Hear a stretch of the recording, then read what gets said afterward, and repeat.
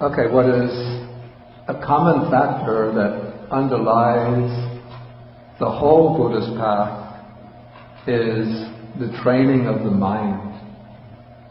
In the first verses of the Dhammapada, the Buddha emphasizes the importance of mind in determining our entire destiny.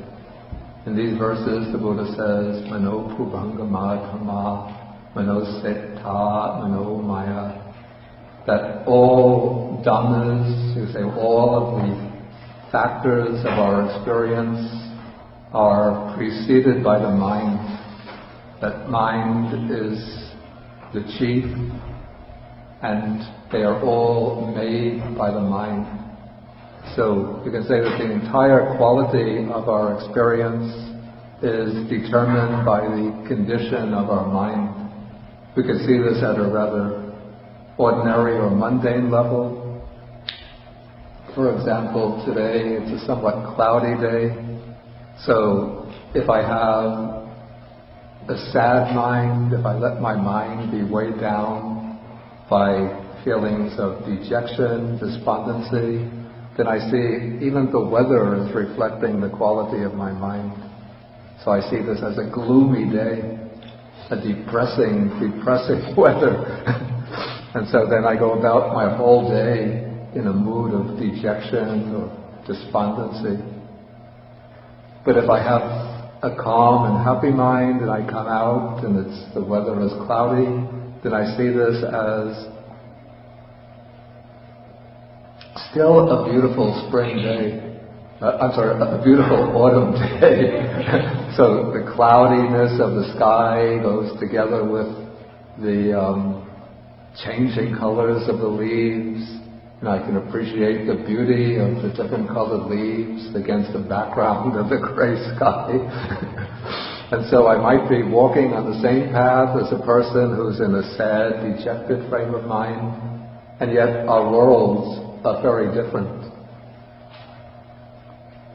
Again, we could say that our purposes, our intentions influence the way we perceive the world around us. For example,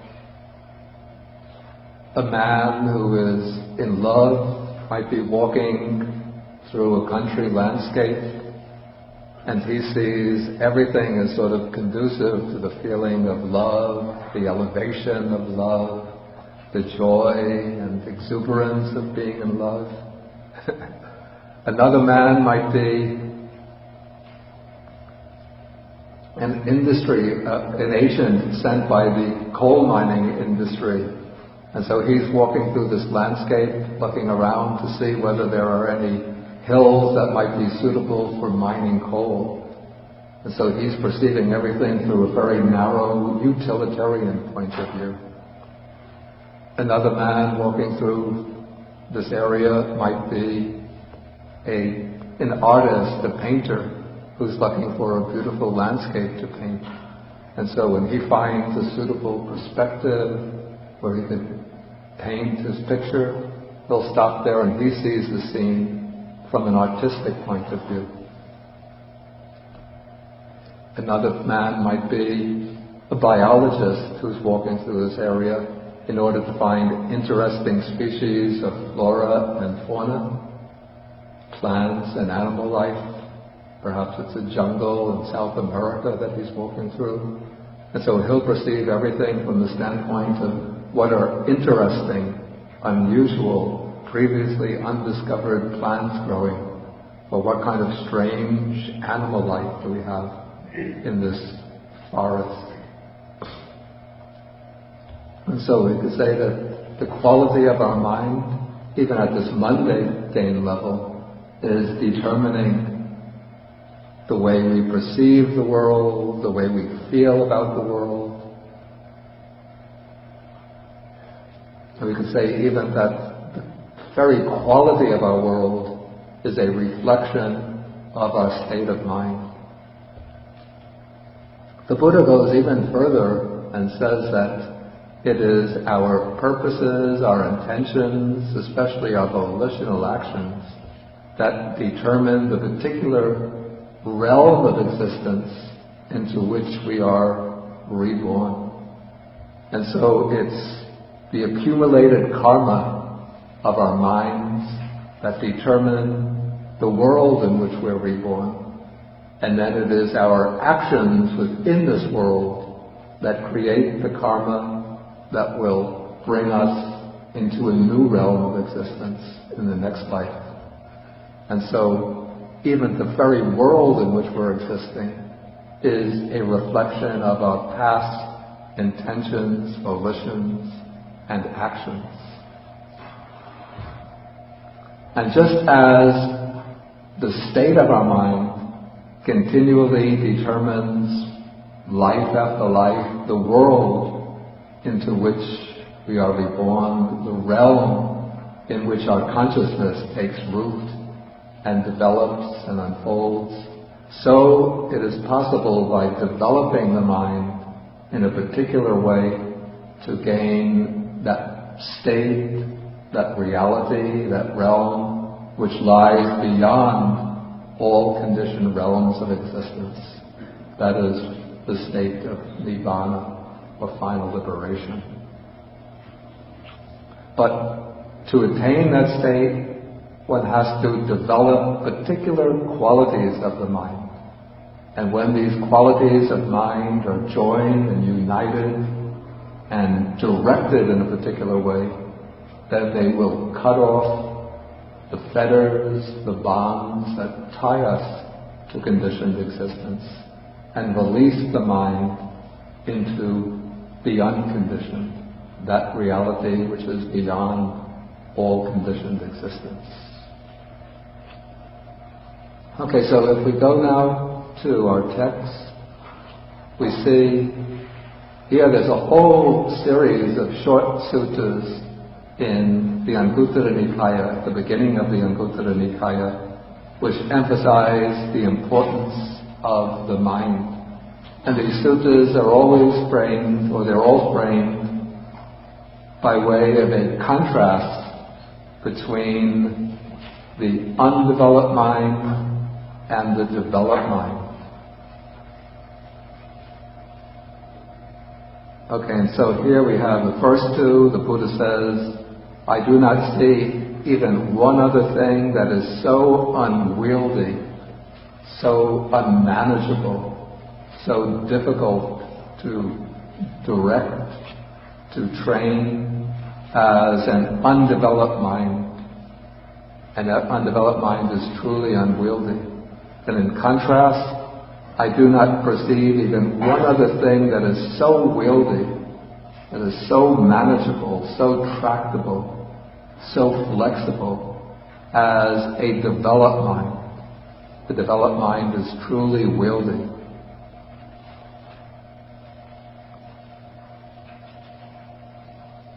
Okay, the next pair of suttas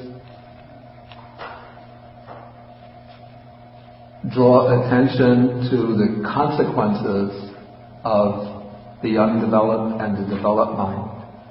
So first the Buddha says that he doesn't see even one thing that leads to such great harm as an undeveloped mind. An undeveloped mind leads to great harm. We could see this if we look out in the world around us. All of the crimes that we hear about and read about, murders, robberies, wars, conflicts, tension between groups of people, where are they truly originating from? They don't originate from weapons, they don't originate from guns, they don't originate from any kind of material conditions, but they originate from the mind. From mind which is governed by hatred, by anger, by ill will, by greed.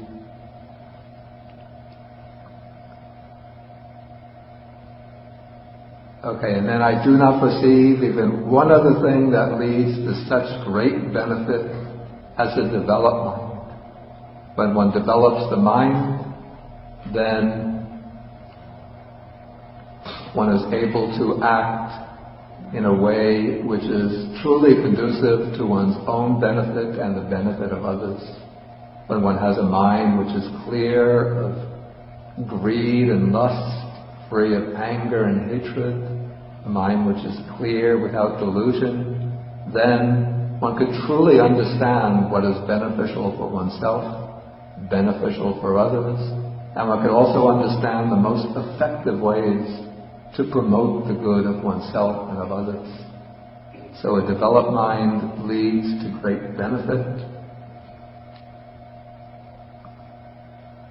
And then the next pair of verses of suttas contrasts the felt quality of an undeveloped and a developed mind. Okay, so the Buddha says, I do not see even one other thing that when undeveloped and uncultivated brings such great suffering as the mind.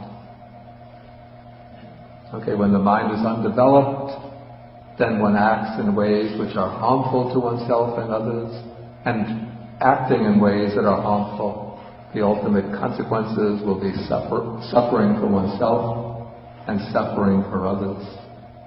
On the other hand, when one develops the mind, when one develops noble, lofty qualities of the mind, qualities like loving kindness and compassion, wisdom, understanding, then those qualities of mind will bring happiness to oneself, and then they will enable oneself to be a source of happiness and of blessings to others.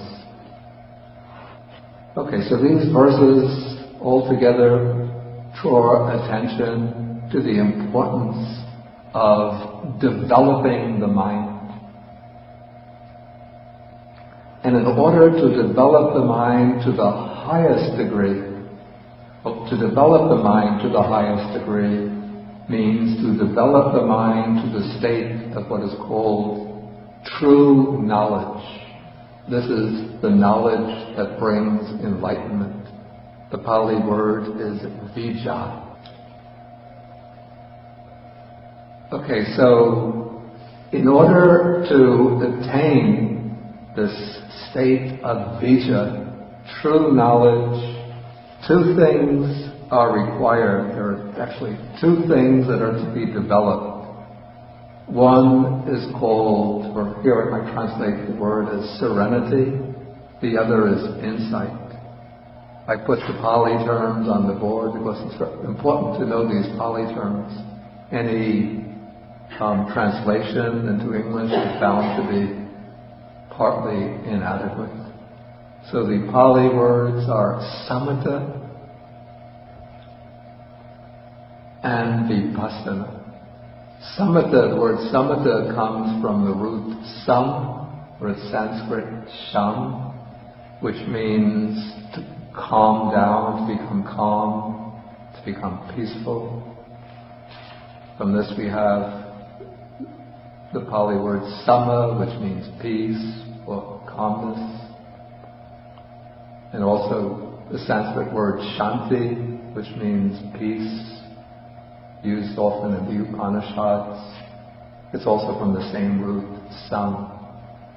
And then samatha is the state of calmness, state of peacefulness.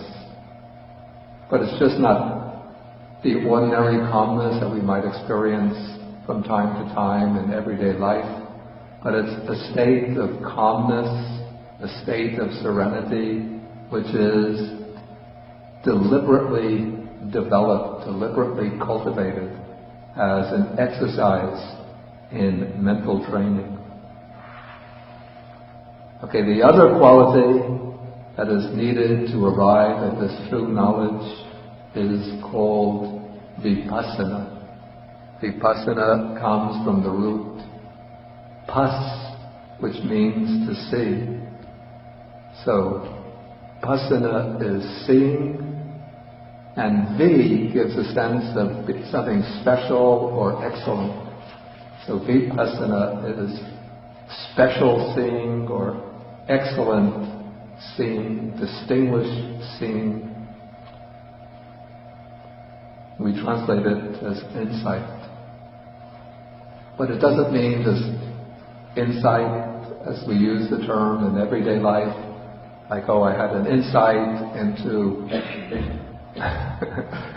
why the present day American economy is in shambles, or an insight into the underlying motive and why I perform such an action. But it means insight into the real nature of phenomena, and insight into the true nature of things.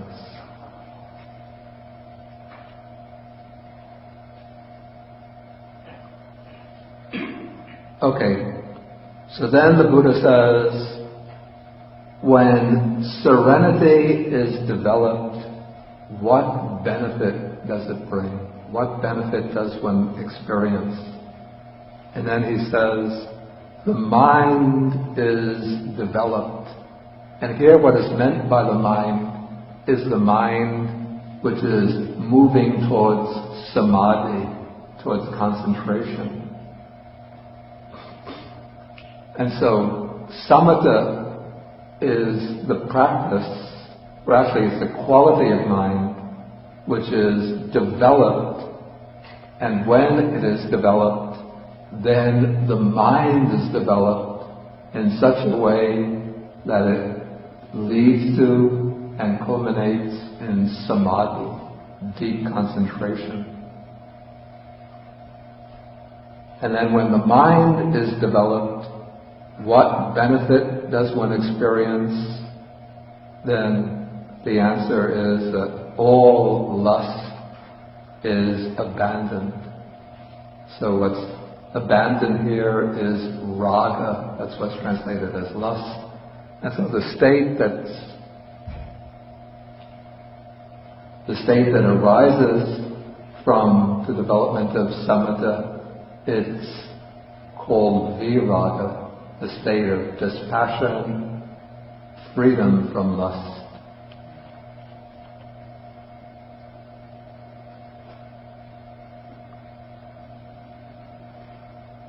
Okay, then when insight is developed, what benefit does one experience?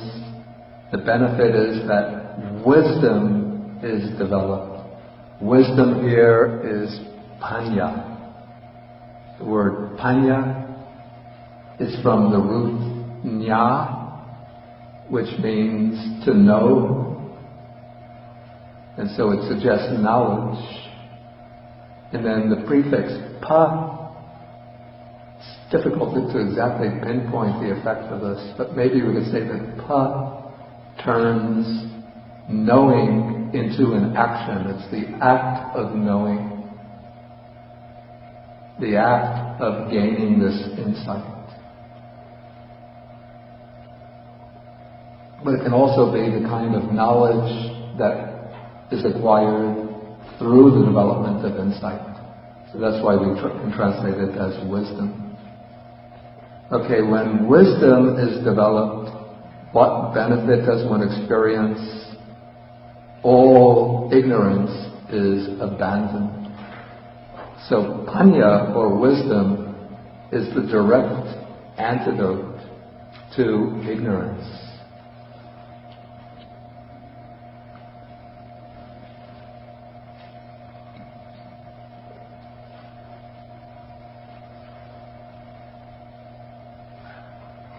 Okay, then continuing with the sutta, the Buddha says, a mind defiled by lust is not liberated.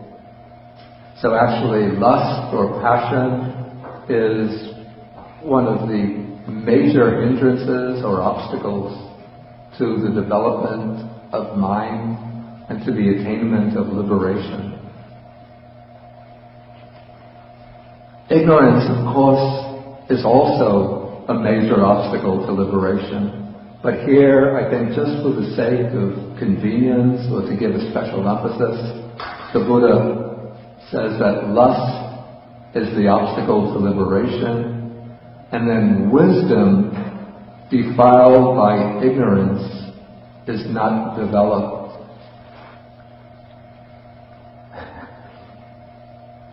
Actually, I feel a little hesitant about correcting the Buddha. But strictly speaking, we can't say that wisdom is defiled by ignorance, since wisdom itself is never defiled. But wisdom is the quality which is intrinsically undefiled. But we can say that when there's ignorance, then wisdom cannot arise.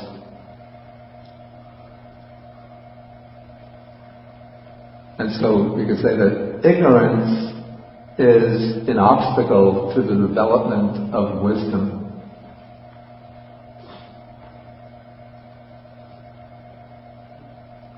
Okay, then comes finally a very important statement, that through the fading away of lust, there is liberation of mind. And through the fading away of ignorance, there is liberation by wisdom. Here I want to put these important Pali terms on the board.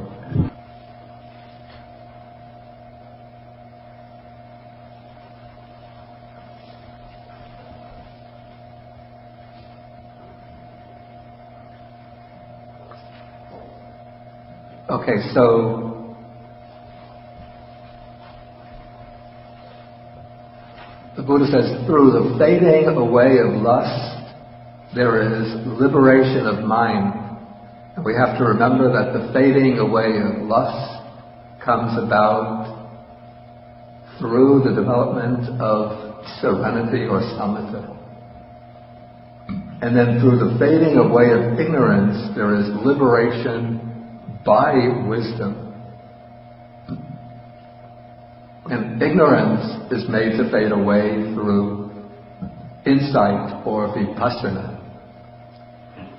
So we can say that liberation of mind is the fruit of the development of samatha or serenity.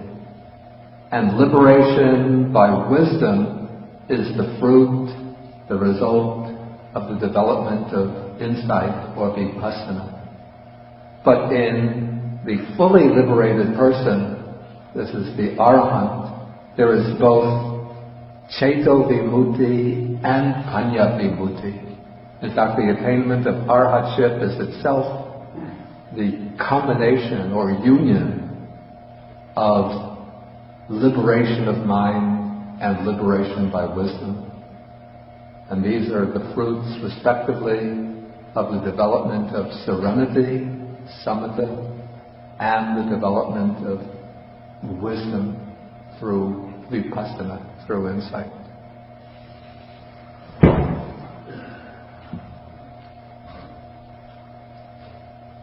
Now there's an important difference between the development of serenity and the development of insight.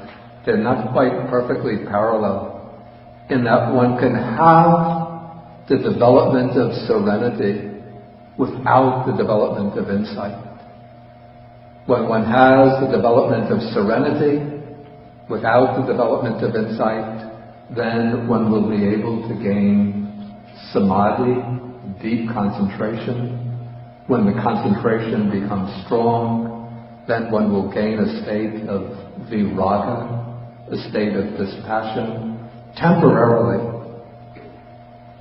And that state of samadhi developed, or the state of samadhi reached through the development of serenity, will bring ceto vimutti, liberation of mind.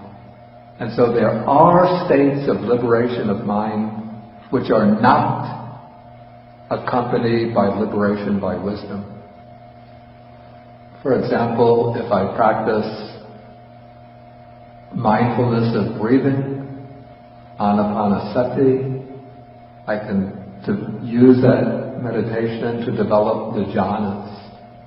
And we can say that the jhanas are a kind of ceto vimutti, liberation of mind, but they're not necessarily accompanied by insight.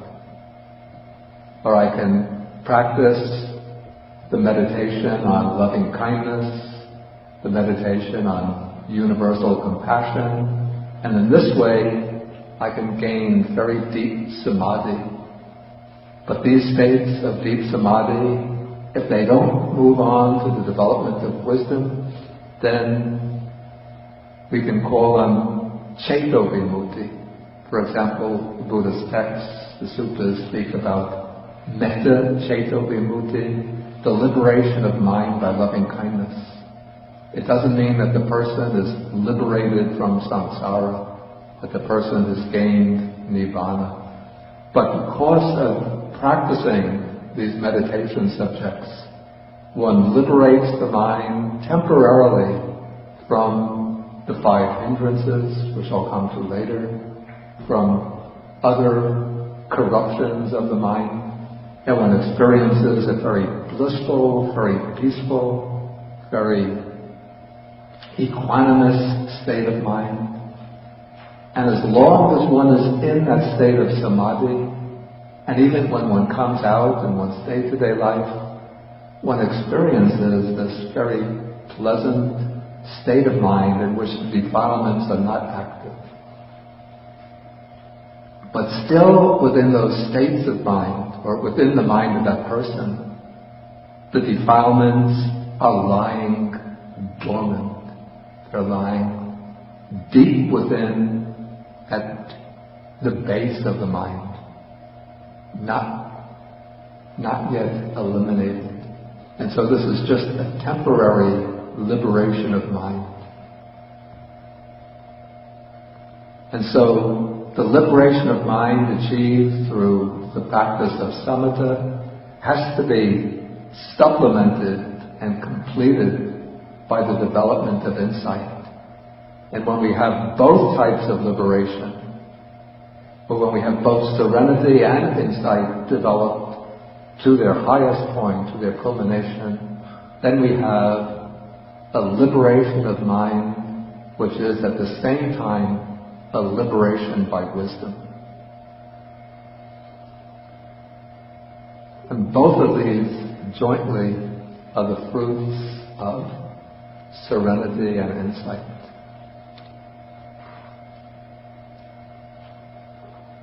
Okay, so both serenity and insight are required in the development of the path. But how are they to be developed? In what sequence? Is there one fixed sequence? When we read the sutta, or several suttas, that give the broad overview of the path, we see the Buddha teaches that the disciple first attains the 4 jhanas, and then after the 4 jhanas, then he'll go on to develop the 3 vijjas, the 3 higher knowledges. And then of these 3, the one that's particularly important is the last, the knowledge that brings liberation from the taints, or the taintless liberation of mind. Okay, so if one just bases oneself exclusively on these texts that give the broad overview of the path, it seems that one has to develop samadhi all the way through first, and only after developing the samadhi does one go on to develop the insight that results in liberation. But if we look at the suttas as a whole, we see that there are actually different approaches that can be taken by different practitioners according to their temperament, according to their skills and abilities.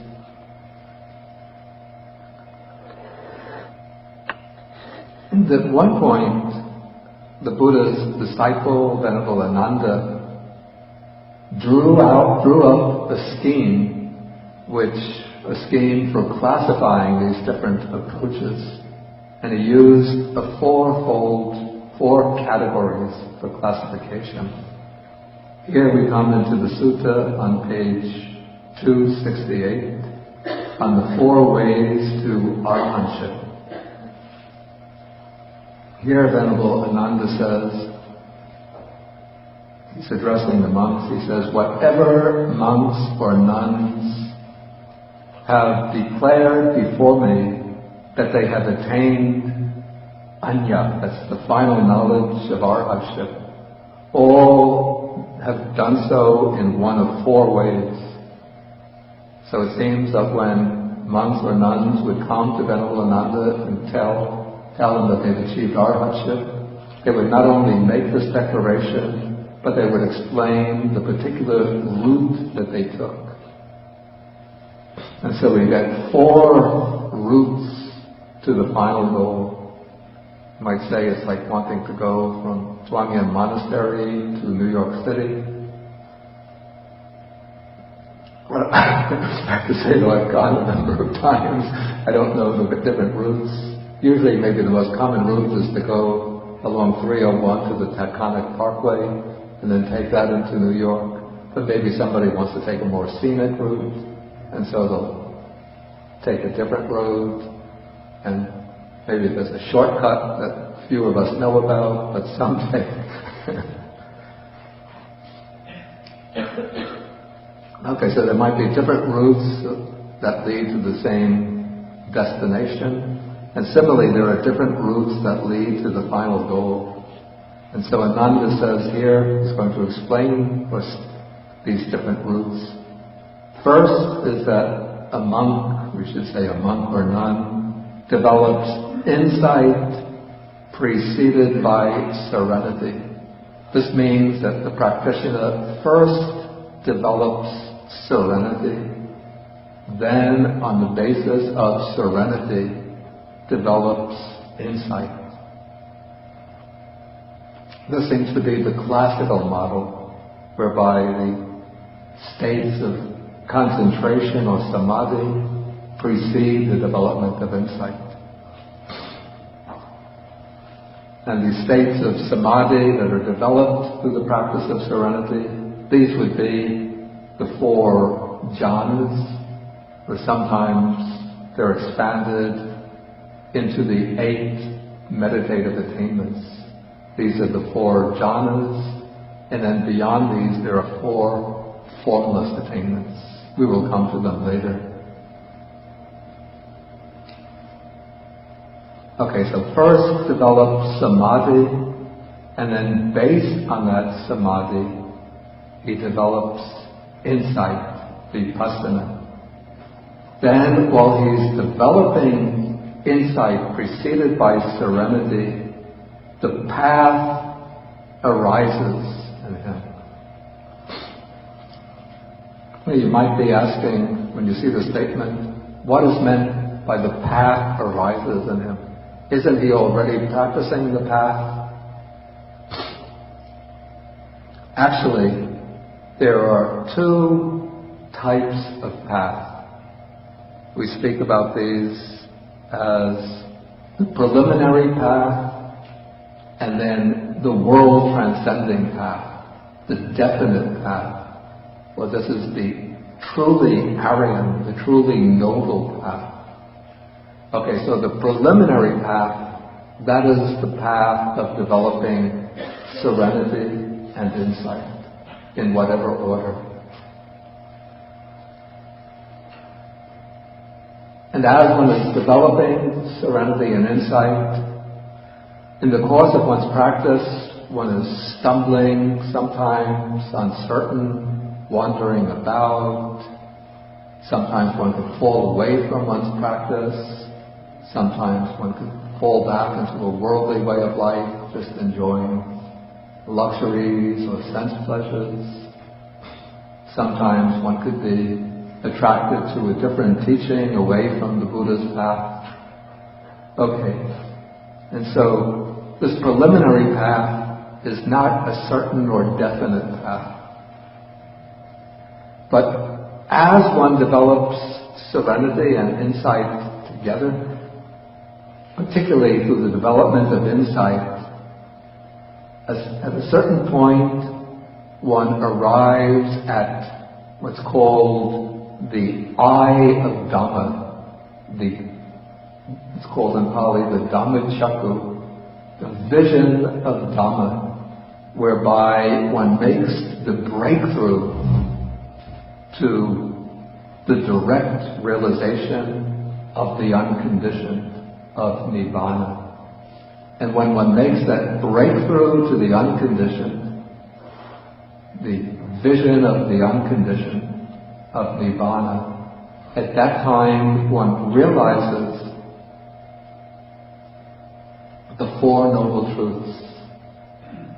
And when one realizes the Four Noble Truths, then one acquires the truly noble Eightfold Path, or the world-transcending path that leads infallibly,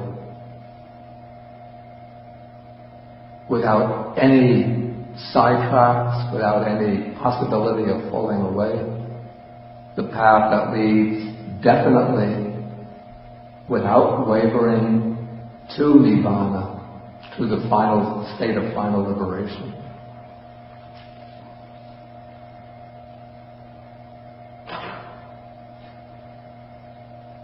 Okay, so actually,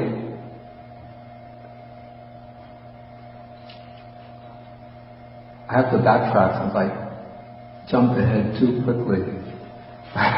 Okay, as one is developing insight and serenity, at a certain point, the truly noble path will arise. This is the path that will lead definitely to the final goal. And as one develops that path, then there will take place the first breakthrough to the unconditioned.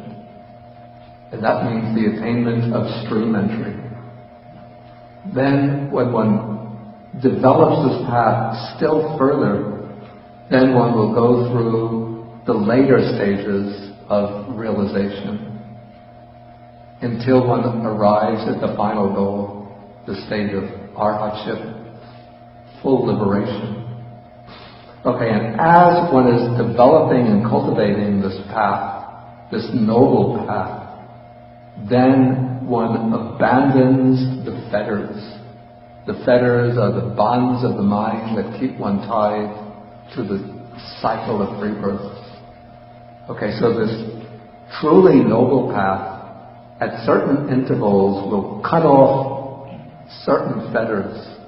I don't want to take the fetters now. We'll come to them later. But each of the stages of realization cuts off a certain group or cluster of fetters and brings a corresponding degree of freedom until at the end one cuts off the subtlest fetters and becomes fully liberated. At the same time, this path is also eliminating certain other defilements which are called the underlying tendencies. The Pali word is anusaya. Okay, the word samyojana is actually related to the English word yoke. You can see yoj. Sam is just a prefix, an intensifying prefix. So, just as when we yoke a cow, the cow is bound by that yoke and can't, when two cows are yoked together, then they can't move in separate directions. They have to stay together. And then one could use, actually they're the bulls, to pull a cart. Okay, so these fetters are things that yoke us to the round of existence, the round of cyclic existence. And then the anusayas, this comes from the root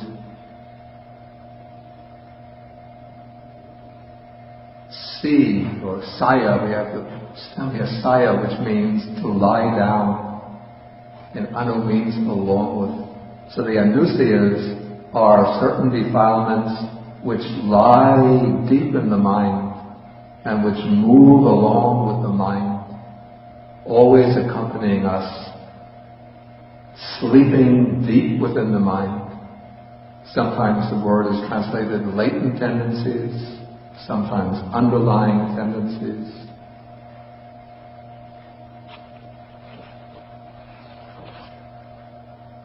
Okay, so when the path arises and then it's developed, it will abandon the fetters and eliminate the underlying tendencies.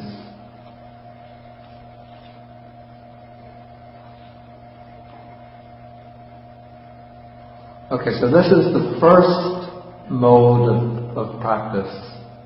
Developing serenity first, then insight. But then there's the second mode of practice. Here Ananda says, a monk develops, or again I would expand and say a monk or a nun, or it could be anybody, any practitioner, layperson as well, develops serenity preceded by insight. Here, one begins with the practice of vipassana or insight. One actually, to clarify, one doesn't begin by having insights. Insights come as a result of practice. But one begins by using a method of practice which is intended to lead to insight. And so as one practices this method, then there will come the insights. We will see what these insights involve in a little while. But first these insights come, insights into impermanence, suffering, non-self. And so one gains certain preliminary insights. And then for this practice of insight, to gain in strength, one then has to switch over to the development of serenity in order to gain a stronger focus of mind, stronger concentration.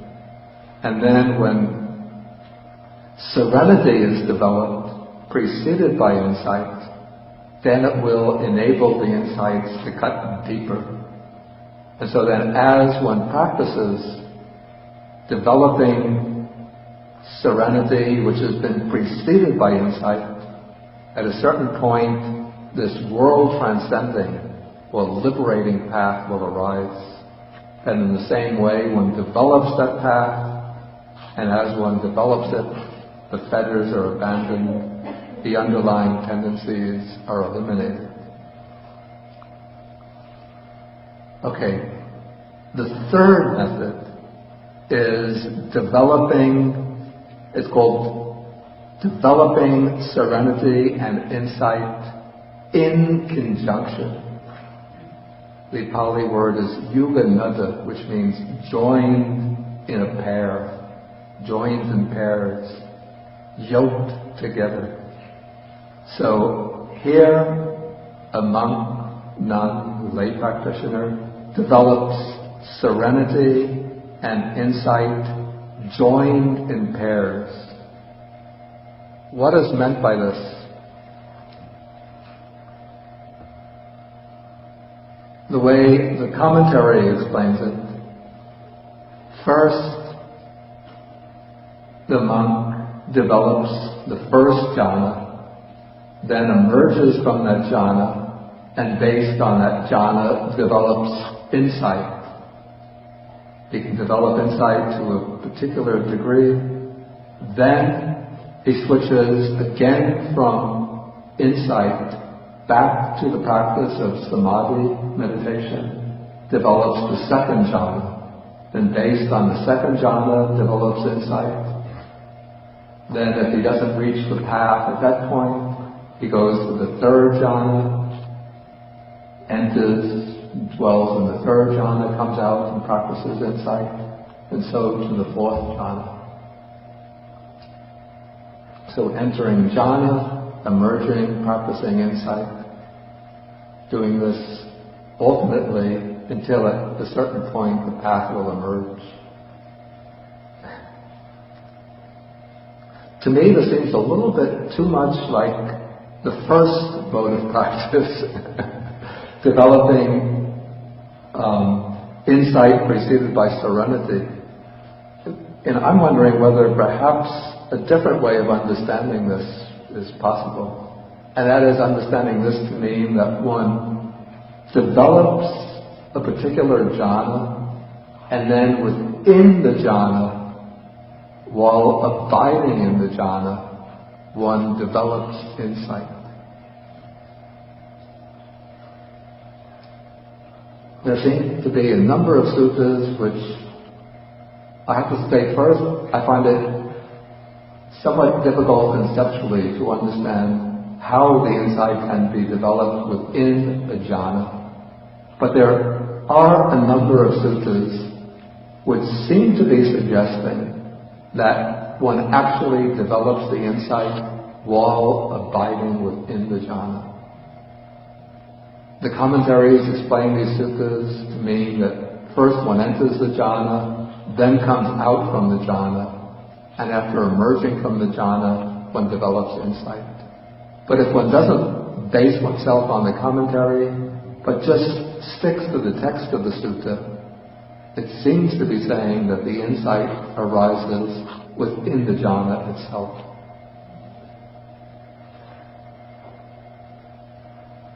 So this might be a way of understanding serenity and insight joined in pairs. One enters the jhana, and then within the jhana, one contemplates the factors of the jhana in such a way that insight will arise. Okay, then we come to the fourth way, which is a particularly interesting way. I sometimes think it's the way that I've been predestined for. Okay, here a monk's mind is seized by agitation about the teaching.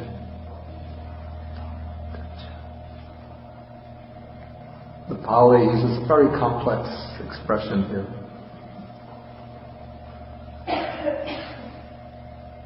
Okay, but there comes a time when his mind becomes internally steadied, composed, unified and concentrated, and then the path arises in him.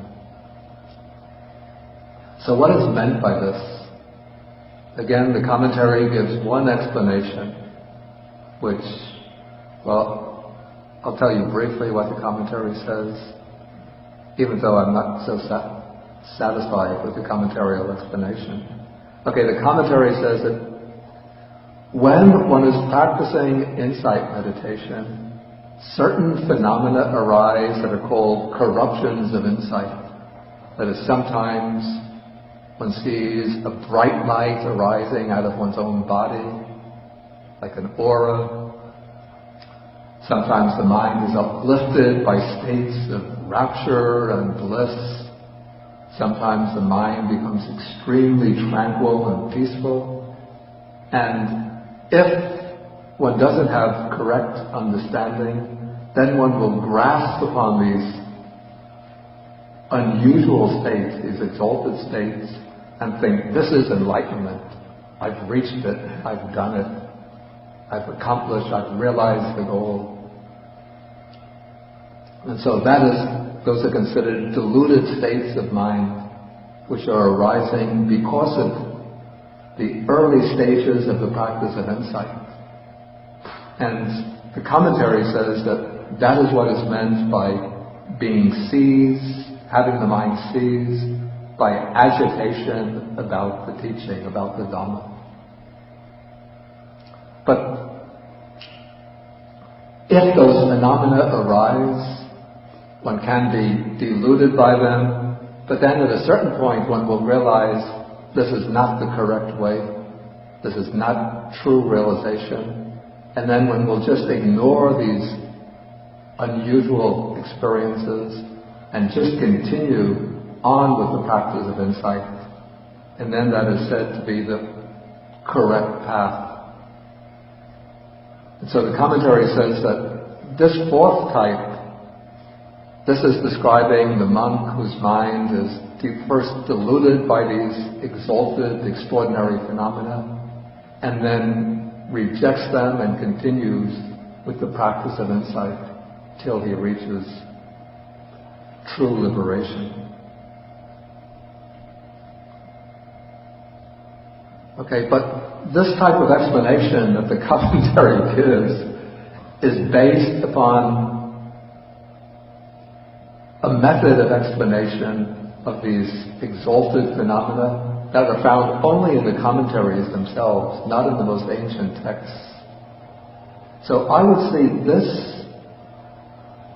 method of practice, or this route to the attainment of the path, to be describing a particular type of situation that we sometimes see in the texts, where, for example, a monk might be reflecting about the Dhamma, and then he becomes caught up in his speculations, in trying to figure out the Dhamma, say, intellectually. Or sometimes he's driven by a really keen urge to understand the truth, but the mind is not settled in any kind of state of samadhi.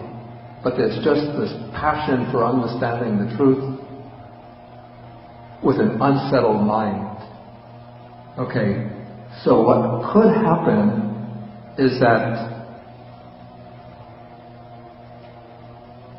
when the mind is driven by this deep thirst to understand the truth, at a certain point one starts to undertake the practice of meditation, and then the mind settles into the state of samadhi.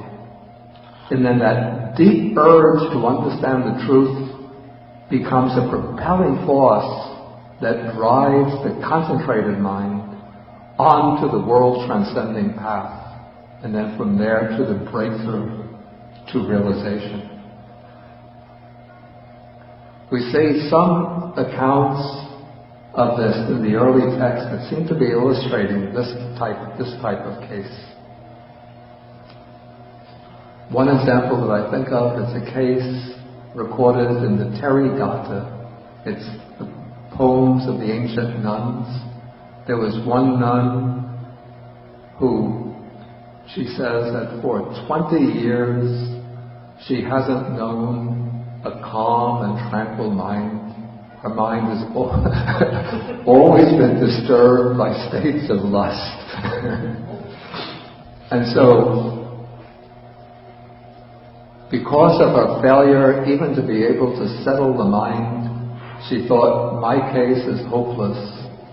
And so she took a rope and went into the woods, and she tied one end of the rope to the branch of a tree, tied the other end of the rope into a loop, and she put the loop around her neck, and she was just about to pull on the other end of the rope in order to hang herself, when suddenly her mind settled into a state of samadhi, and then instantaneously, she says, my mind was freed from all of the asavas, from all defilements. So how did this happen? Not through systematically practicing samatha and vipassana.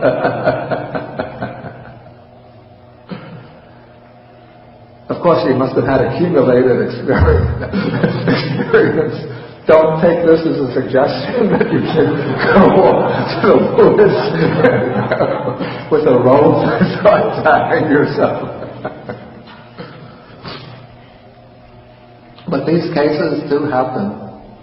There's another case recorded of an ascetic by the name of Bahira Darucharya. He was an ascetic who was living someplace close to where Bombay is presently located. And he was known as Darucharya, which means of the bark cloth, since he wore robes which were made of bark. It was a kind of ascetic practice that he had undertaken. And he thought that he had achieved liberation. But then some sage told him, it was actually a deity that came to him, and told him, Bahia, you are not liberated, and you are not even on the way to liberation. So then when Bahia heard this, somehow he was able to accept it. He realized it was true. And then he asked this deity, in that case, who in this world is truly liberated and can point out the path to liberation?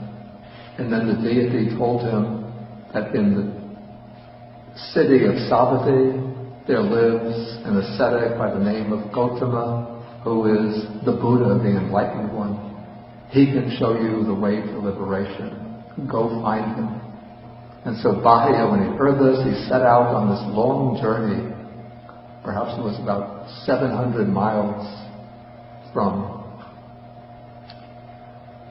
present-day Bombay to Savatthi. And he was so eager that he would stay only one night at each place along the way. He didn't stay for several days at a time in order to rest and recover his energy, but he just kept on moving till he came to Savatthi. When he came to the monastery, he came to the city, he asked, where does the Buddha live? They told him he lives outside the city in the Jacob's Grove Monastery. He went to Jacob's Grove Monastery in the morning, he saw some monks, he said, where's the Buddha? They said, the Buddha's gone on his alms round now. So Bahia went looking through the streets of the town, trying to find the Buddha. Then he saw the Buddha walking on his alms round.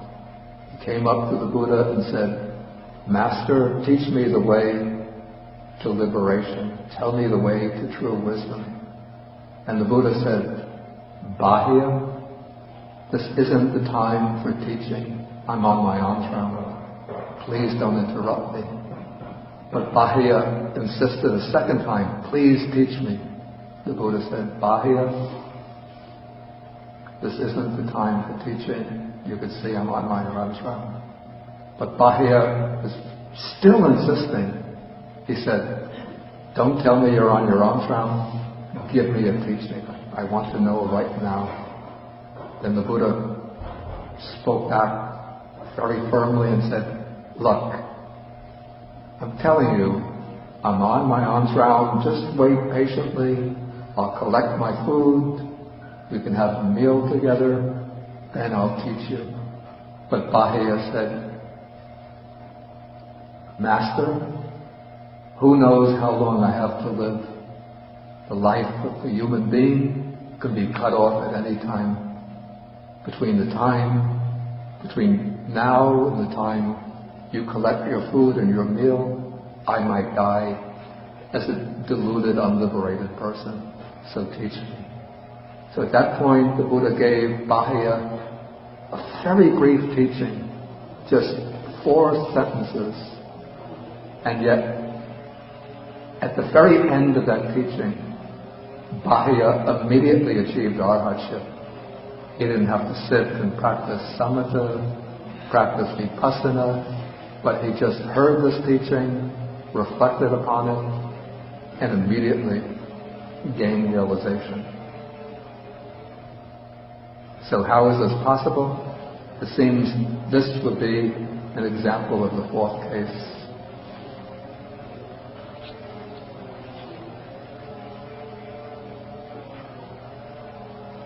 I wonder if this machine that's working outside, if it's necessary that it be working right here, right now.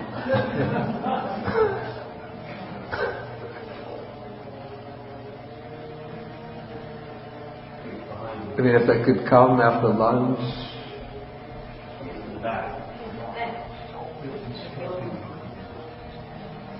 I'm just afraid it could be interrupting or disturbing some people who are trying to listen, and also disturbing the recording.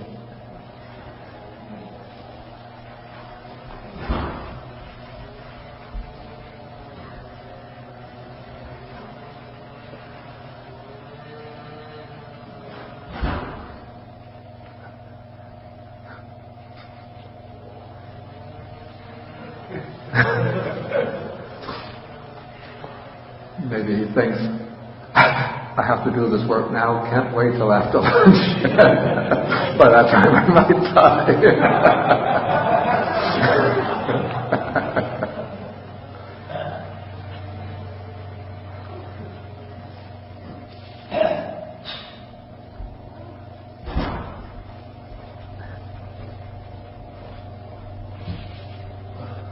Okay, so these are the four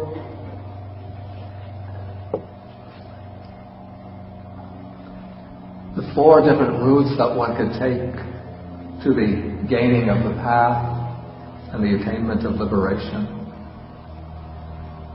Okay, thank you.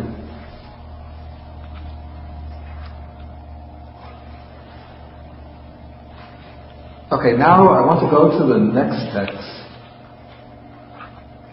before we go on to take questions.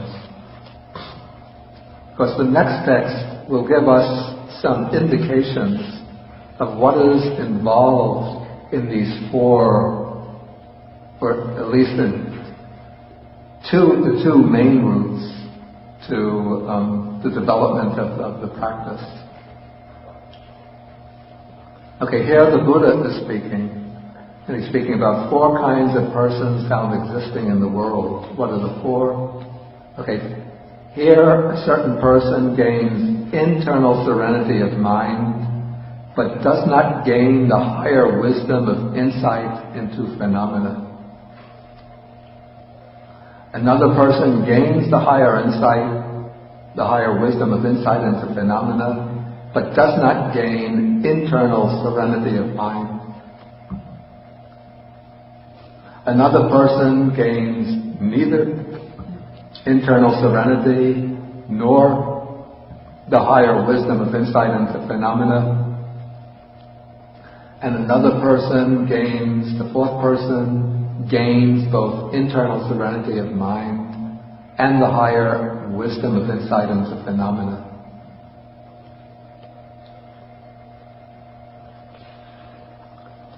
I want to take these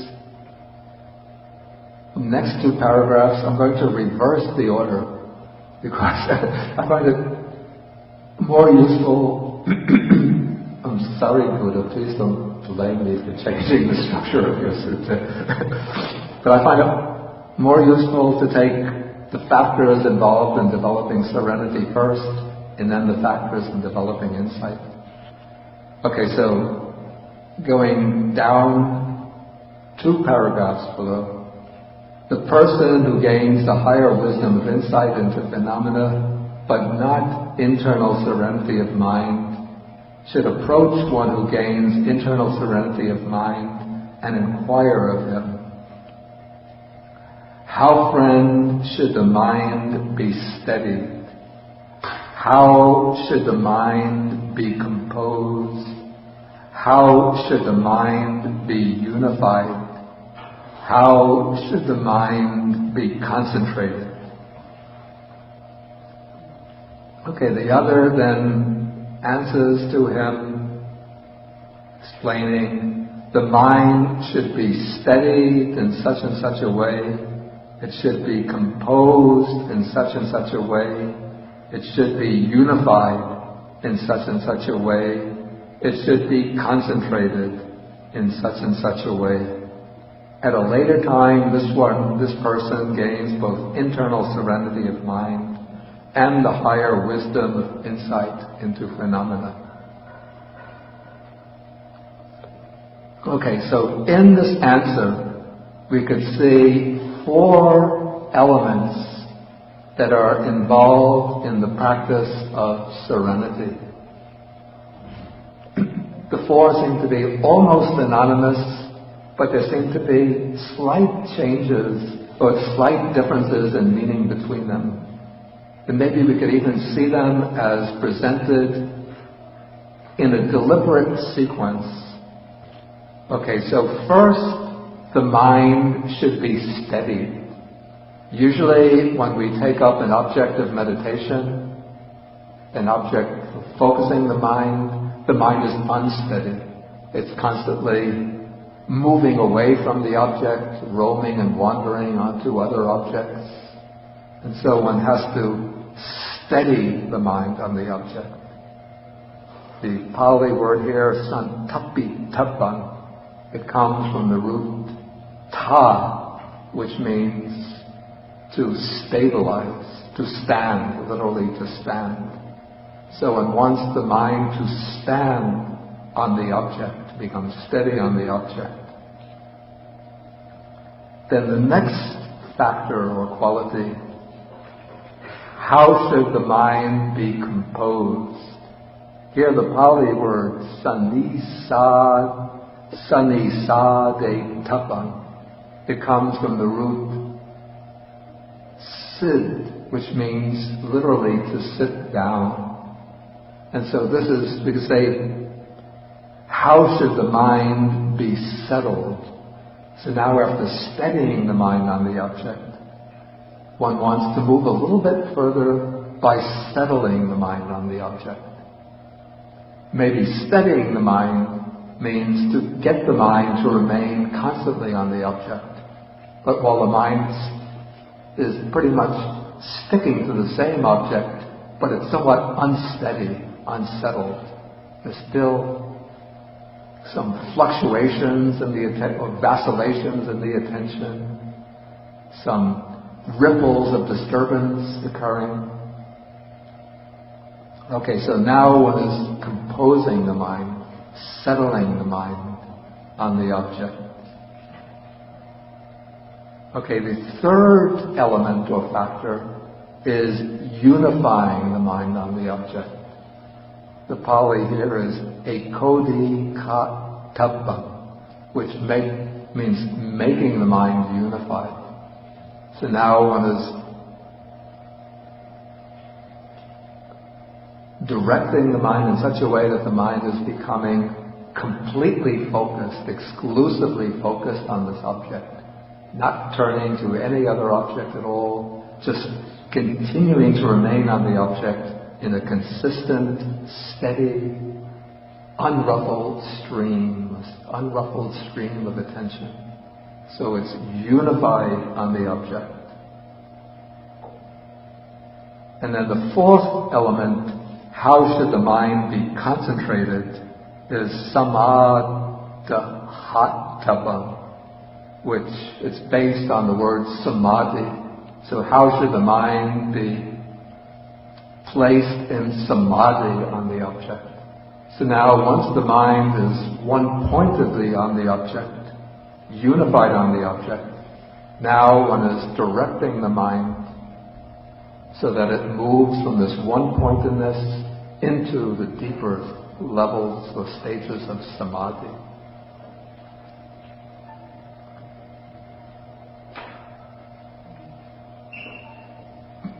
Okay, so we can say that these are four components or four aspects in the development of serenity. Steadying the mind, settling or composing the mind, unifying the mind, and then entering into samadhi. Okay, now for the development of insight, we move up to the paragraph that I skipped. Okay, the person who gains internal serenity of mind, but not the higher wisdom of insight into phenomena, should approach someone who gains this wisdom and inquires, how should formations be seen? How should formations be explored? How should formations be discerned with insight?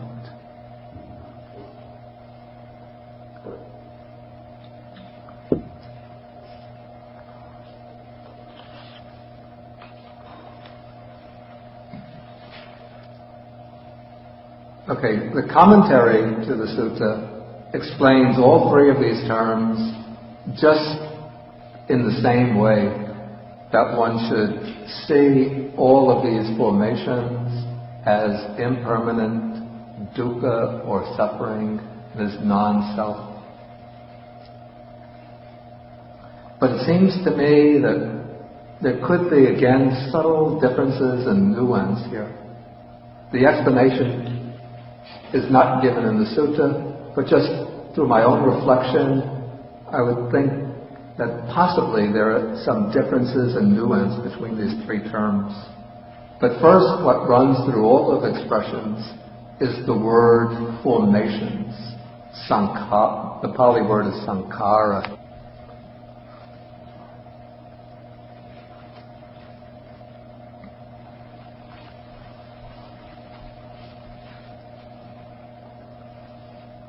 Okay, so the sankhara are all conditioned phenomena, all things which are made by causes and conditions, all things that are made or put together by causes and conditions. We call them constructed phenomena, all constructions.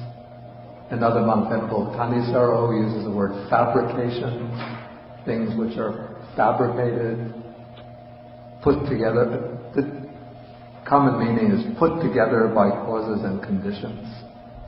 And more specifically, it refers to all of the phenomena of mind and body, particularly the five aggregates, the elements of existence, the elements of our bodily and mental existence. Okay, so trying to give some slight difference in meaning to these three expressions used here. How should these conditioned phenomena or formations be seen? The Pali word is tattva, which is related to the word ditti, which means view. It could be here intended the right view, like what is the right way to understand conditioned formations. This would be asking for a conceptual presentation of the way to understand conditioned formations.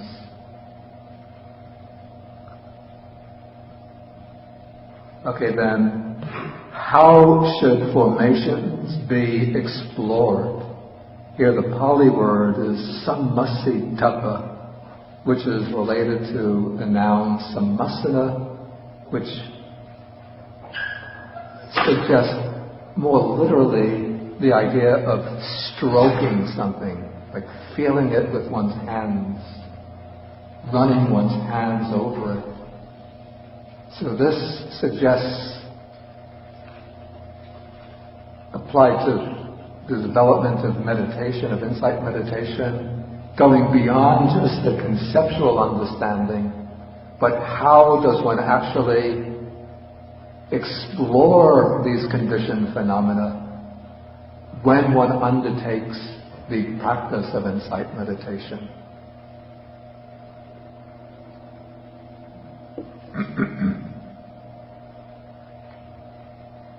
And then the third question, how should formations be discerned with insight? Here the Pali word is vipassitava, which is related to the noun or the verb vipassati and the noun vipassana. So this question is referring to the stage when, as one explores the conditioned phenomena in one's meditation, then certain insights will start to arise. And so this question is raising the problem, how does one move from the stage of exploration to the stage of actual insight? And how does one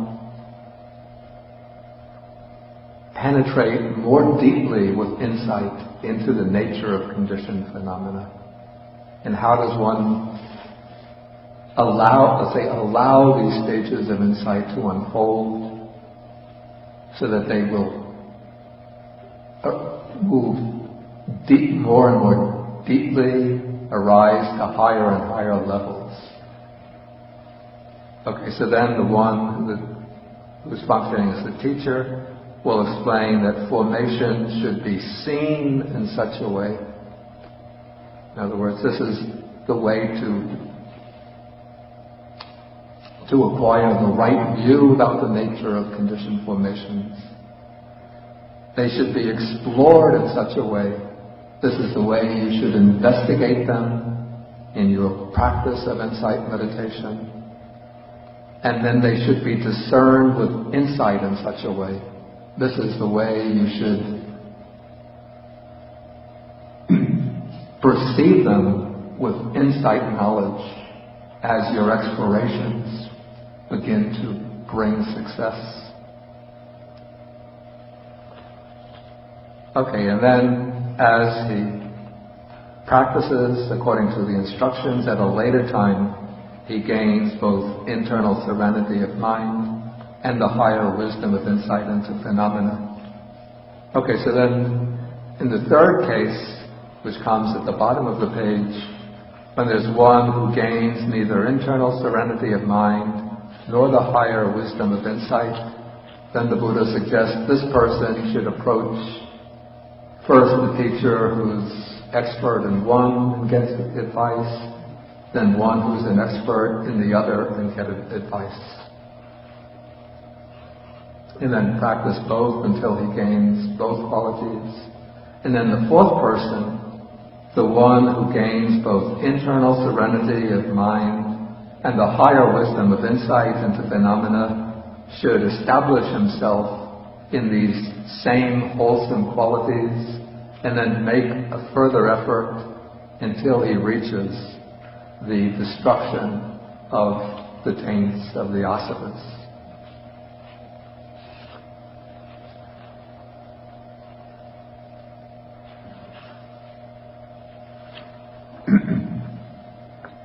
Okay, so this will complete the basic presentation. Now, if there are any questions, then please feel welcome to ask.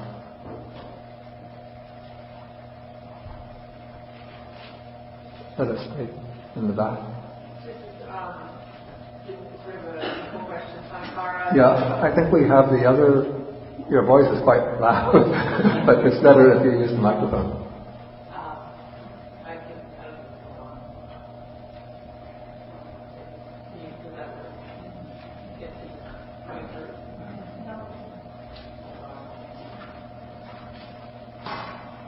So I'll use my quite loud voice. Okay. Which could, the sankhara, does it have a mundane use, such as, this room has its fabrication of certain processes, or is always specific more or less to our mind and body aggregates? It's actually used in the text in a quite general way.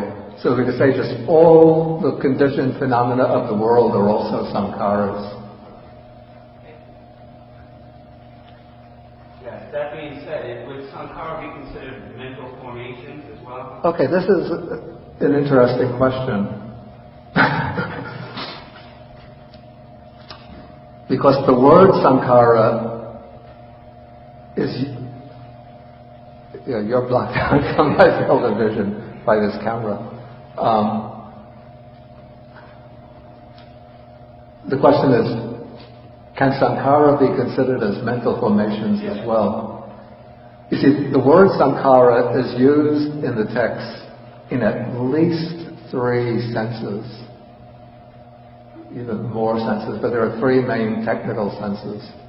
Okay, one sense, the way it's being used in this particular passage, is to refer to all conditioned phenomena.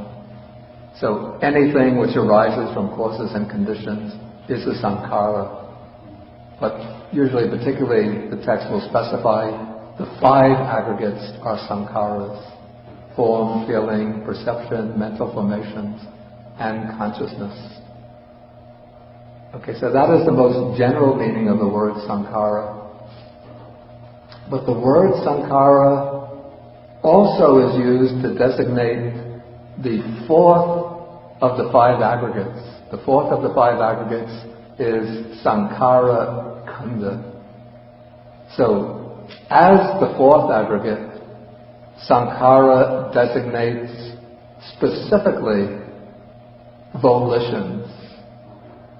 So, when the text defines what is a sankhara khandha, they'll say sankharas or volitions relating to forms, volition relating to sounds, volition relating to smells, to tastes, to tactile sensations, and mental phenomena.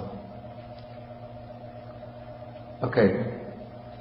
Then, in the 3rd place, we have the doctrine of dependent origination, which I won't explain now because we take it in the next chapter. But in dependent origination, The second link of these 12 links is sankharas. Sankharas are things that are conditioned by ignorance and that condition consciousness. And in this sense, the sankharas signify wholesome and unwholesome volitions, or volitions that create karma. Right, so I just want to illustrate the differences, or let's say the relationship between these three meanings of sankhara by using a kind of diagram.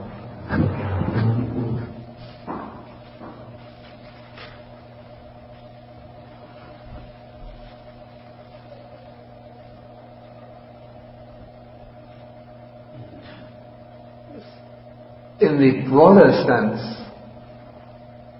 sankharas are all conditioned phenomena.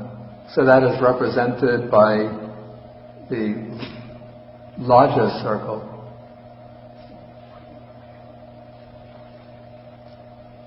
Okay, then amongst these conditioned phenomena, we have the sankhara as the fourth aggregate, the aggregate of volitional activities. And then the sankhara khanda becomes a kind of umbrella category for including not only volition, but all other mental factors mentioned in the suttas that don't come under feeling, perception, or consciousness. So all of the other mental factors like greed, hatred, delusion, the wholesome factors like mindfulness, energy, wisdom, concentration, all of those get to be incorporated within the aggregate of formations, mental formations. Okay, then amongst the mental formations, the fourth aggregate, there are some volitions. The most important class types of volitions are those which are wholesome and which create wholesome and unwholesome karma. So that becomes the volitional activities, or the volitional formations, which are the second factor in the 12 factors of dependent origination. Yes? Is there such a word as asankara, and that like non-conditioned phenomena? Is there such a thing as what? Asankara, or non-conditioned existence, is that nirvana, or what is? Okay, the question is there such a thing as asankara? I don't know a word asankara, but there's a word asankata. Excuse me, I just lost. The word is asankata, which it's based on the past participle. Let me just put the word on the board.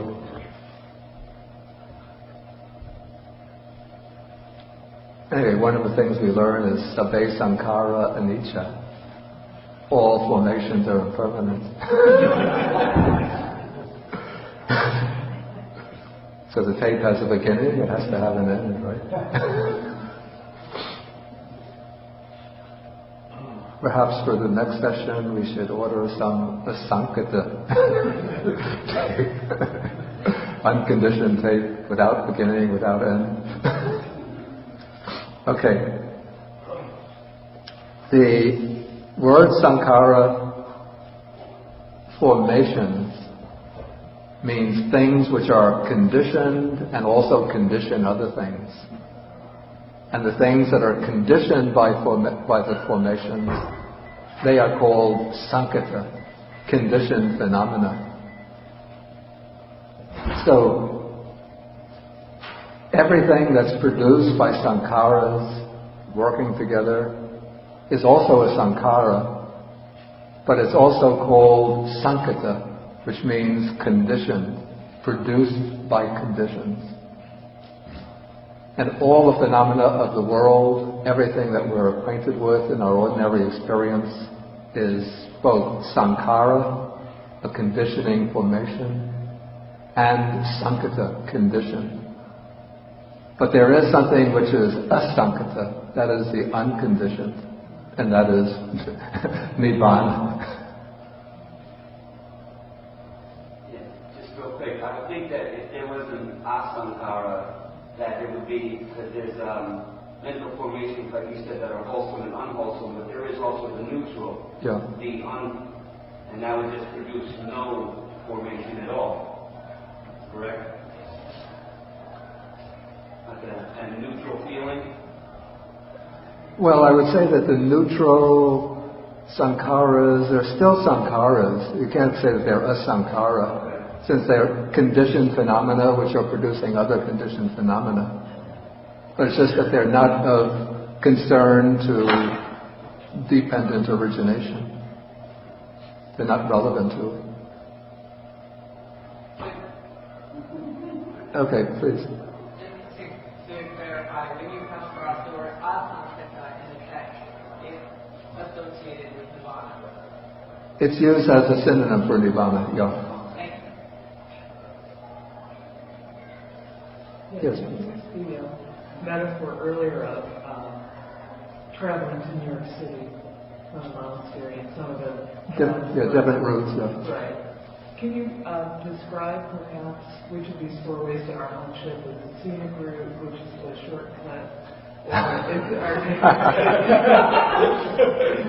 Those two just come to mind, but particularly, or is there really not a correlation in that way? Well, I think I could answer that. I would say that the method of using serenity preceded by insight, it's the more scenic route.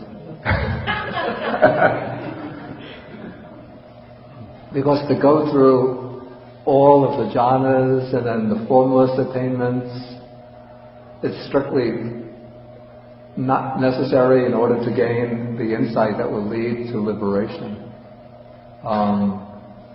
If one gains the jhana, then it provides a stronger base for the development of insight. But that might not be someone's their approach to life or whatever might not be consistent with that. Another approach might have to be taken. How does one get on one of these paths? I guess is what I'm asking.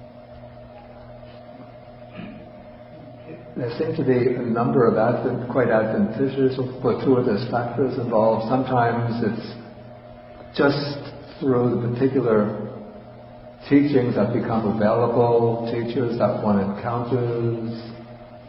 Sometimes one presentation rather than another will click with one. Sometimes one will explore different possibilities and one will feel attracted to a particular method.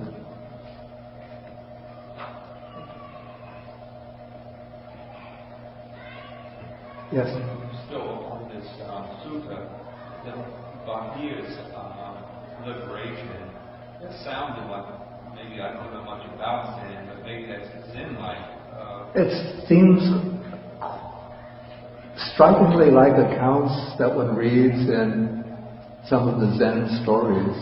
And it seems to me that, of course, Zen is using a somewhat different model, but its method of using the koan or watto is almost like deliberately creating that fourth state of mind, so that one is developing what's called the doubt about the particular, one uses the koan or the watto to create what's called the doubt, which is not the doubt that detracts one from practice, but it's the spirit of inquiry to investigate, like what is your original face before you were born, or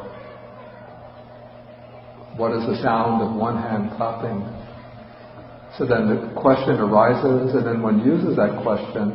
One is not deliberately cultivating serenity or deliberately cultivating insight, but as one is focusing on that question, the mind is becoming concentrated until it's said that everything else in one's world just disappears, and there's nothing but that big doubt is following one about, whether one is sitting in meditation, walking about, taking a meal. One reaches a state where one is hardly aware of what is taking place, but there's just that kind of obsessive all possessing doubt. And then some little incident takes place, usually when the mind is, well, always when the mind is right and ready. Like sometimes the master will strike one or shout out, or sometimes one just hears a bird singing, and then that doubt explodes and disappears, and then one gains what's called insight, or actually called satori or kensho.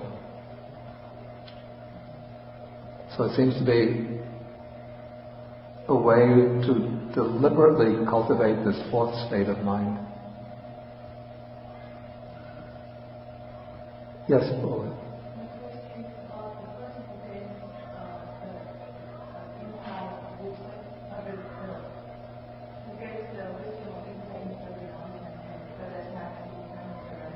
Yeah.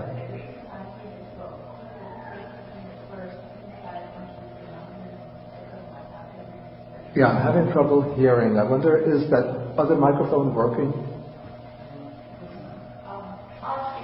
Okay. We don't want timid mice here, we want lions.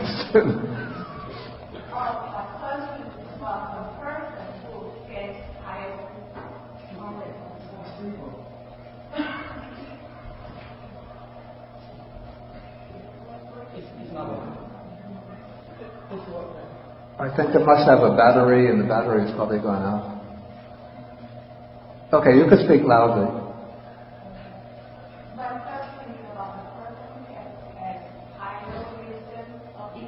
Yeah.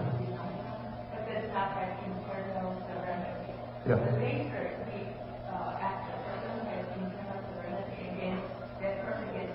Yeah.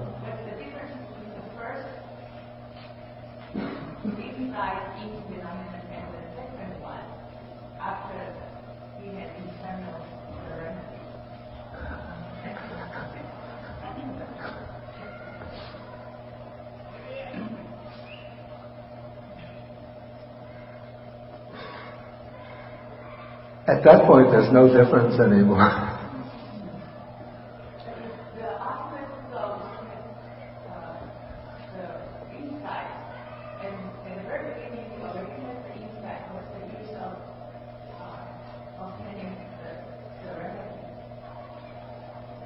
Okay, if the ultimate goal, this is a good question, if the ultimate goal is to achieve insight, then what is the use of gaining the serenity? Is that the question?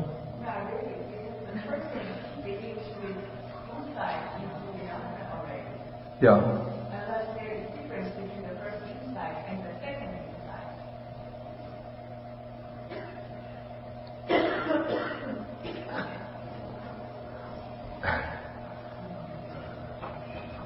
I'm not quite sure that I get the question. Maybe start. I just think that goes to stop. Well, anyway, we're going to stop very soon. Okay, please ask your question again. Maybe I didn't quite get it the way I thought I did. What's the difference between a person who gets the high wisdom of insight into Yeah. but does not have internal serenity? Yeah. And later when he has obtained both, who has the insight and also the serenity. What's the difference between the first insight and the second insight after he gets Oh, I see. serenity? Okay, now I see. Okay, this is what seems to me to be the case. That the person develops insight to a certain level, but the content of the insight will still be the same. It's insight into phenomena as being impermanent, dukkha, suffering, and non-self. But the insight is not able to develop sufficient strength in order to reach the world-transcending path. And so, probably because the mind, as it gains these insights, it becomes unsteady, and maybe some degree of agitation occurs. And so, then the practice of serenity or samatha becomes necessary to stabilize the mind more, to make the mind able to abide more consistently in a state of one-pointedness. And then when the mind gains that deeper serenity, that deeper power of concentration, then it can go back to the development of insight. And then the insights will cut more deeply to the point where the world transcending path can arise. But your question brings up another question that nobody asked, but I'll bring it up myself. And this is the question whether in developing serenity, samatha, is necessary for that serenity to reach the level of jhana. And this is a question which is debated by different practitioners, different teachers, and so there's a certain degree of polarization amongst Theravada meditation teachers.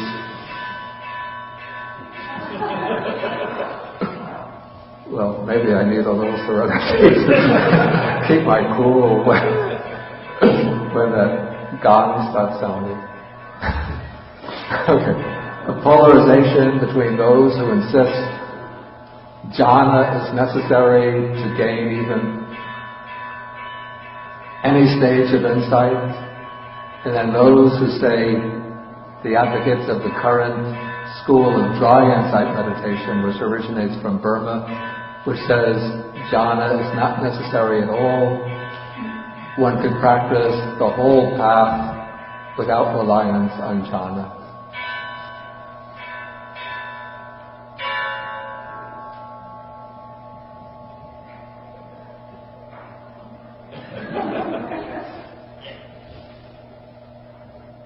In the suttas, one finds when right samadhi or right concentration is defined, it's defined in terms of the four jhanas.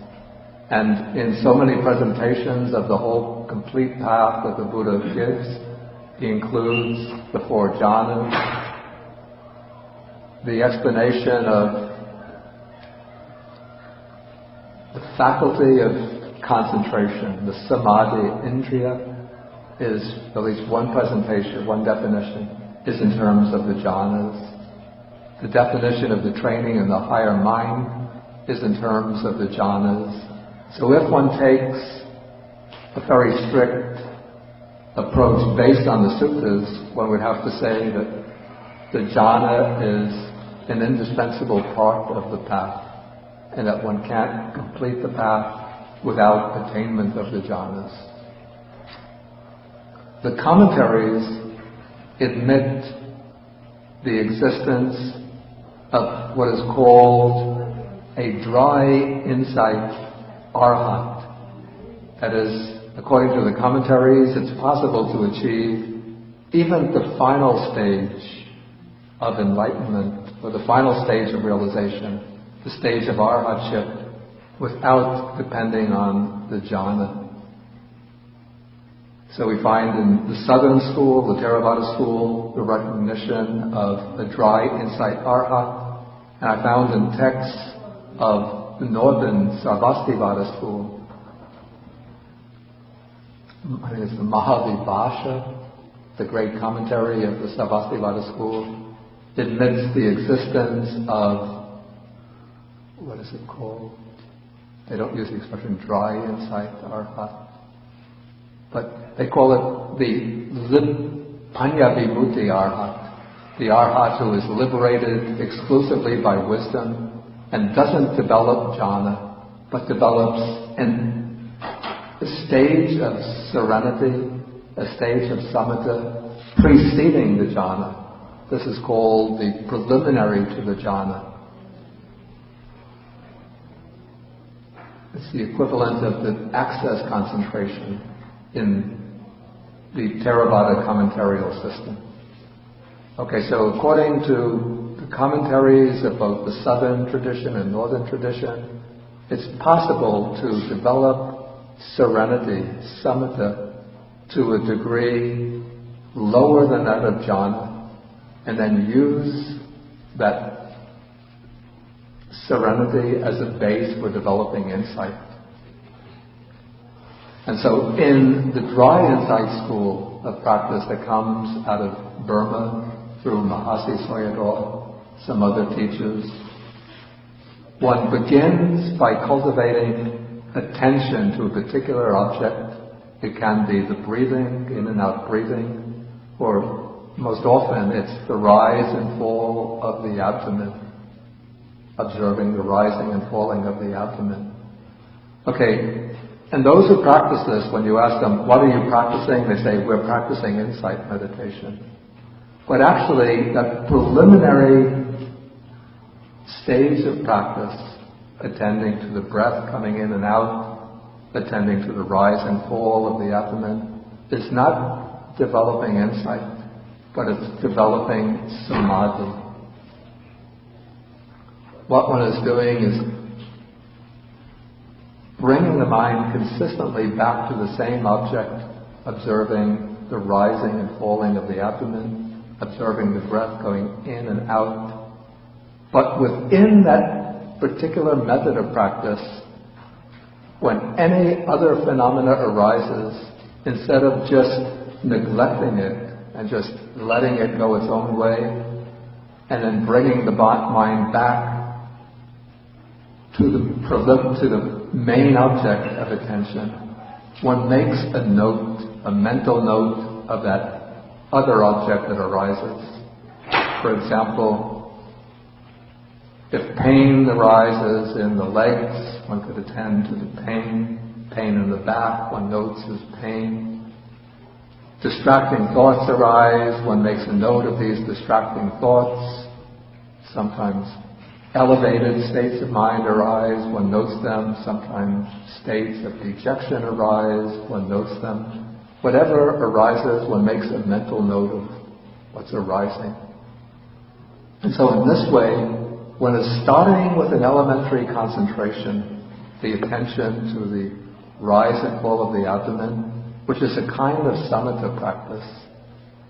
And then one is noting whatever object arises, which is expanding the mindfulness away from a single object to observe other objects that impinge on the attention. Okay, as one continues to practice in this way, one develops or brings into being a kind of concentration which can fix itself one-pointedly on whatever phenomena arise through any of the senses, whether it's observing the bodily sensation of rising and falling, or breath coming in and out, whether it's sounds that are being heard, distracting sounds, whether it's thoughts arising, sensations in the body, whatever impinges on the field of awareness, one mindfully attends to it. And the mindfulness remains consistent, unbroken, undeflected.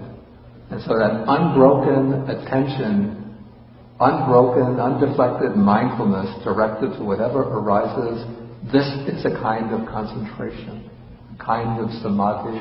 But it's not samadhi that's focused solely on one object, so that it can go into a jhana. And then through focusing, through attending to whatever arises with this consistent concentration, then at a certain point the insights will arise into the impermanence of all phenomena. Whatever arises, one sees it vanishes. And then as the concentration deepens, one is able to observe this impermanence at subtler and subtler levels till one can experience the whole body as just a conglomerate of impermanent processes arising and passing with incredible rapidity. Whatever arises immediately vanishes, ceases and vanishes. And then if one attends to the mind, one sees the mind, in the mind, the mental phenomena just arising and passing, arising and passing. And so then this is moving from this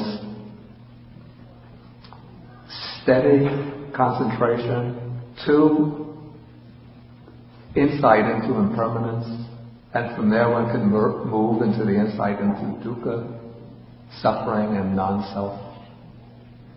Okay, at this point we'll have to stop the main discussion, and then I will come back, I will go for the lunch. You can also go if you like to the dining hall for lunch. Then we'll come back at 12 o'clock and then have a half an hour of discussion till 12:30. Today I have to stop sharply at 12:30 for a particular reason. Okay, so we end with the sharing of the merits.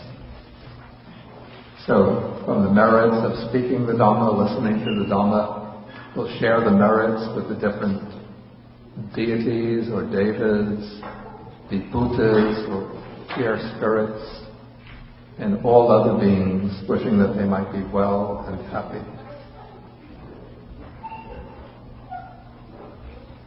Akasata Chabhumata Deva Naga Mahitika Punyantam Anumoditva Chiram Rakantu Sasanam Akasata Chabhumata Deva Naga Mahitika Punyantam Anumoditva Chiram Rakantu Desanam Akasata Chabhumata Deva Naga Mahitika Punyantam Anumoditva Chiram Rakantu Mam Param Etavatacha Anhehi Sampadam Punya Sampadam Sabbe Deva Anumodantu Sabba Sampati Siddhya. Do it shortly today. Sabbe Bhuta Anumodantu Sabba Sampati Siddhya.